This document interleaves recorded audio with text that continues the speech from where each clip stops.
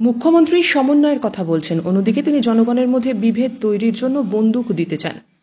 মুখ্যমন্ত্রী বিজেপি কর্মী এবং আরএসএসকে বন্দুক দিতে চান। শিলচরে মুখ্যমন্ত্রীকে এভাবেই আক্রমণ করলেন অসম প্রদেশ কংগ্রেস সভাপতি গৌরব গগৈ।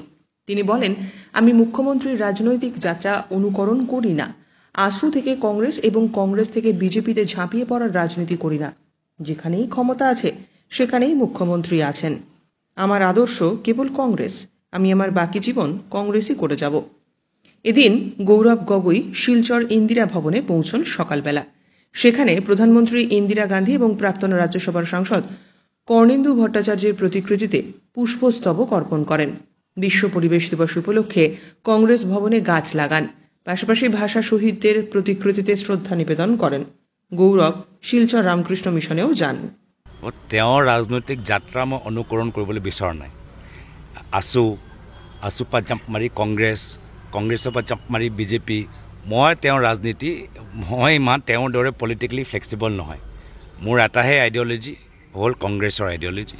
সেই আইডিঅ'লজি মোৰ যাত্ৰা আৰম্ভণি, সেই আইডিঅ'লজি মোৰ যাত্ৰা সামৰণি। তেওঁৰ দৰে কেতিয়াবা কংগ্ৰেছ, কেতিয়াবা আজমল ডাঙৰীয়া ভাল, কেতিয়াবা আজমল ডাঙৰীয়া বেয়া, কেতিয়াবা বিজেপি, কেতিয়াবা সাৰদা, কেতিয়াবা কুকি আণ্ডাৰগ্ৰাউণ্ড, কেতিয়াবা তেওঁলোকৰ আলফাৰ লগত যোগাযোগ সম্পৰ্ক, কেতিয়াবা মাটি, কেতিয়াবা লুইচ বজাৰ। এইটো কি ষ্ট্ৰাগল ভাই?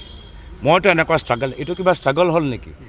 যিজন মানুহে সদায় ক্ষমতাতে থাকিলে, যিজন মানুহে যোনফালে ক্ষমতা তাতফালে তেওঁ ভৰি দিয়ে, তো কি ষ্ট্ৰাগল হ'ল?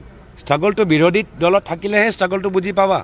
লগত মানে আমাৰ অসমৰ মানুহে যে আমি টিভি নেদেখোঁ এনেকুৱা ভাবিছে নেকি? বিধানসভাৰ মুখ্যমন্ত্ৰীয়ে কৈছে নামনি অসম মানুহ নামনি থাকিব লাগিব। এইটো কি সম্বন্ধ? মানুহক বন্দুক দিবলৈ বিচাৰিছে, এইটো কি শান্তি বাৰ্তা? আপোনালোকে চাওকচোন, আজি পুলিচক নিৰাপত্তাৰ দায়িত্ব দিয়া নাই, মানুহক কৈছে যে তোমালোকে বন্দুক লওক। বন্দুক কোনে ল'ব? যিসকল বিজেপি কৰে তেওঁলোকে বন্দুক পাব, যিসকল আৰএছএছ কৰে তেওঁলোকে বন্দুক পাব, যিসকলে চুপাৰী চিণ্ডিকেটত জড়িত আছে তেওঁলোকে বন্দুক পাব। আৰু এই বন্দুক লৈ কি কৰিব? তেওঁলোকে আতংকৰ সৃষ্টি কৰিব, চান্দা তুলিব, ট্ৰেডাৰ আৰু ব্যৱসায়ী মানুহক হেৰাছ কৰিব, নিজৰ 4-5জন লৈ তেওঁলোকৰ এটা গেং বনাই ক্ৰিমিনেল এক্টিভিটিজ বাঢ়িব। এইটো কি শান্তি সম্বন্ধে তেওঁহে জানে।